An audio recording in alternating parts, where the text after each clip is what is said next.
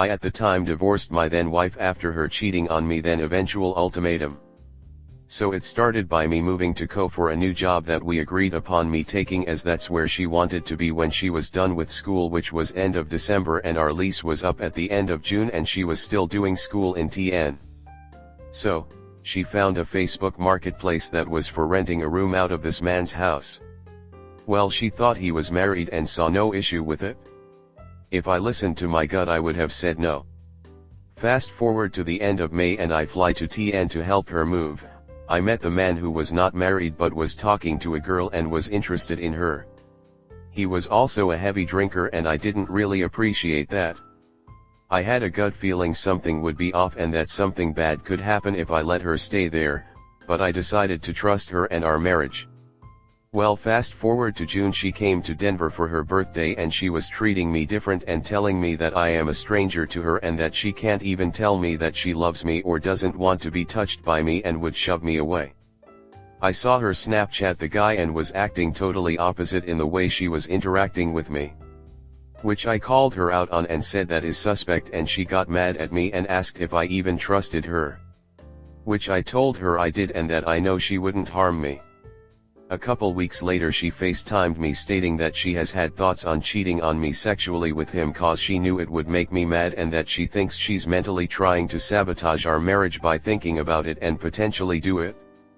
She stated she would never do that to me and she was sorry. I told her I appreciated the honesty and that I do trust her to not harm me because I have been cheated on before and she knows how much it would hurt me. On my July 4th trip with friends and her friends, she admitted that she cheated on me with him a couple of days before the trip. It was also after the fact my best friend told me because she told his GF about it. When I found out by him I was devastated and found divorce papers, filled it out and sent it to her via text saying, "How could you cheat on me with FN, insert name." I walked around Walmart to try and cool off and calm down, went to my great-grandparents' place, let the guys in the living room and went to the backyard and cried my eyes out, and it was not pretty. I called my granddad and her mom not knowing what to do, devastated and crying.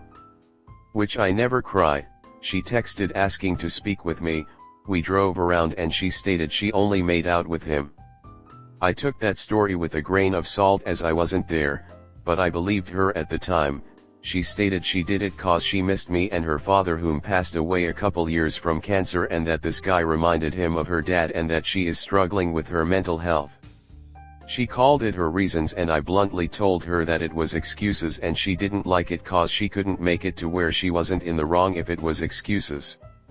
I gave her my list of demands, which were to move in with me and drop out of school to work on our marriage, and she agreed with them and stated she was going to go back to grab her things and would head to Colorado where I lived. I flew back to Colorado and her mom was watching my dogs back in Colorado and wrote a letter blaming me for my ex-wife's mental health and I was the cause of all of this in my dogs' bags. Which is a lie cause I attempted many a time but was told no due to her studies and that she wouldn't be able to get an internship if she did. I was furious and very angry and told my wife at the time I wanted nothing to do with her mom after that insult. When my ex-wife got back to where she was living a day later, she said, "I'm not moving to where you live as your demands are harsh and I did nothing to deserve that." The next few days her mom and I discussed her moving in with her mom in Denver to get the mental health services she needs as TN lacks that. She refused that also. My family, even though they were mad at her, were willing to let her stay at the cottage they owned for cheap in TN so she can get out of there. She refused. She stated she moved out of this guy's place, but she left a few items at his place in her room and was still paying rent. She stated she was staying with a friend in TN. Fast forward a month later, she visited me and gave me a list of her demands. She stated when visiting me that she hated my religious Christian beliefs, she believes that the church is misogynistic, homophobic, and she doesn't believe in any of that, doesn't want to live where I want and doesn't want kids, and I have to accept all of that. I decided to divorce due to what she did and showing no remorse and trying to give me an ultimatum after all she put me through and the fact that I want to have kids badly, and she knew this and just threw it in my face. I was working on forgiving her for what she did and was working on our marriage. The month leading to her ultimatum was me calling her and wanting to have long conversations with her that she wanted and saying I wasn't giving her. I decided one day to test to see if I wasn't the one reaching out what would happen, and she didn't call, and it took her a days to call me and then proceeded to yell at me, calling me a child for not calling her and that she's super busy with school and working at a coffee shop that she didn't have time to call me. Yet I, whose job was being a manager for a town, had all the free time in the world apparently to give her a call. Continuing my story after the little rant. Less than a month after agreeing and doing the paperwork for the divorce, she bought a pregnancy test at a Kroger, which is a grocery store, with my phone number so I could see the receipt, and denies that it's for her and it was for her friend. However, I had a hard time believing her based on her past actions, and I personally think she was fooling around with the guy and just wanted to give me the middle finger in a sense. Plus I asked many girls and they disagreed with what she said and stated she was lying. She then tried to have a priest attack me by lying to him to what happened, and he blamed me and stated I was in the wrong and my happiness doesn't matter. That I was lying about the situation and that's not what happened. He also mentioned she was to bring upon my salvation. She then messaged me asking, "Are you sure we are doing the right thing?" I asked, "Do you want kids and do you have remorse?" She stated she didn't want kids and continued to give reasons, aka excuses, for why she did it. A couple months later she told me that she moved back in with the guy and her priests okayed it. Which is a big lie, because no priest would go and say that is okay, especially with how conservative her church is. I mentioned to her that it was a bad look for her and if others see it they will view it poorly. She told me she didn't care and that she is moving on. Fast forward to the current times. She is now officially dating this guy and telling her friend, which is my best friend's girl, that she is taking it slow with him. Which I believe is a lie, cause I full well know what is happening. Luckily in the divorce we just took what items were ours and just went our separate ways, and I didn't have to give her any money. I moved to be closer to family and now am enjoying life and found a new girl who I am talking to, who's cherishing me and showing me love that never knew existed. Comment. Hindsight is 20/20, but do not let this next girl treat you like an idiot and a doormat the way your first wife did. If it feels wrong, it is wrong. Never, ever ignore your gut instinct.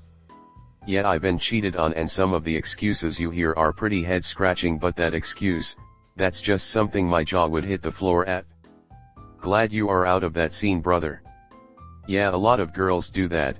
I found out my ex of 5 years was cheating on me for 6 months and broke it off on Christmas Eve, which made me look like the asshole anyways, but yeah, she went around, small town, telling everyone that I cheated, even made an Instagram post about it cause I went to a night party.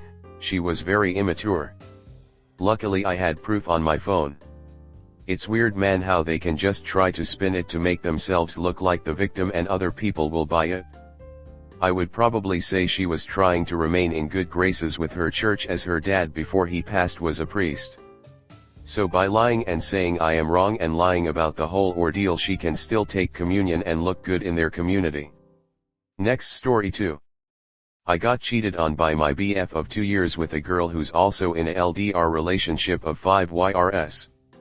My BF and I were happy, we had our ups and downs but we always get through it. He was my best friend. We were so in love. We talk about everything, despite the distance our connection was strong. We were a team and had our future plans so we could be together. We had met once and was planning to meet again this year. Yeah, we don't have the money to meet up that often. Now, how I found out everything.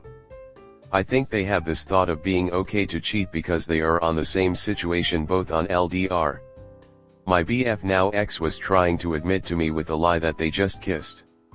I know you're gonna think that I should have ended it right there the moment he said that phrase and just let it go. I wanted to know the truth, so I was back and forth talking to my BF and the girl till the truth came out with their hidden lies and gaslighting. They were having sex every day at his apartment during their free time. They study at the same school. The girl knew who I am and was not even sorry when I also had a confrontation with her. She was smiling the whole time like it wasn't a big deal. I was being nice to her as much as I want to cuss words at her, but I told her that's not who I am. The whole time during the confrontation I was in pain. I puked and punched the wall non-stop. It didn't even hurt, so this pain in me would ease a bit. I was connecting the dots and everything made sense to me now. During those video calls with my ex assuring me, the girl was there beside him the entire time. She was okay with it. I already had a problem with her in the past because they became close instantly. The most fucked up thing is, despite me knowing all this, there's still love left in me willing to forgive him. But thankfully I did not. I still have self-respect left in me. I know you're gonna say you're the most dumbest person I've ever known. You're just hurting yourself even more. Just move on. You can't say that till you're in that position.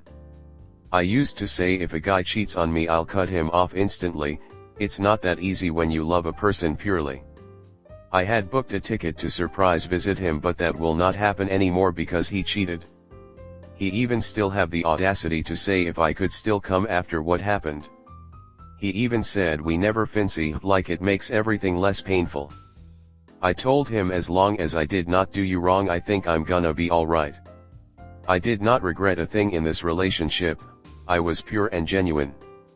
I couldn't bear and forgive myself to hurt the person I love. I already cut him off and blocked him on everything. I am now focusing on my healing. It may take a while, but I know there will come a time that I'll be alright. To all the people who got cheated on, I'm so sorry it happened to you. I wish you peace and abundance. Everything you felt and your reaction from being cheated on is valid. Don't mind the people who judge you for it. You are an amazing person and you don't deserve it. It's not the end of the world. Better things are yet to come. Comment. This statement alone is enough to know you're a mature person with proper morals and principles, mate. You did everything right here. I just hope you informed the other girl's boyfriend too. He deserves to know the truth. That being said, I hope you're doing fine, and here's some things you can do. Spend more time with your friends and family, pick up new hobbies and meet new people, hit the gym and eventually get back into the dating game when you're ready. You deserve better, and no matter what, don't take him back. I'm pretty sure he will try getting you back one way or another, but don't let him to. Wishing you the best, mate. I agree, before I got cheated on I would always say I'd leave. But when I was out in the situation it was hard. Because you genuinely love the person and can't see yourself without them. Good for you for cutting him off. My opinion, you can't love your partner and #K someone else. And as for her, she is as slimy as it gets. She will get her karma and I hope it hurts. Keep your head up. It will take a while, but you did the right thing.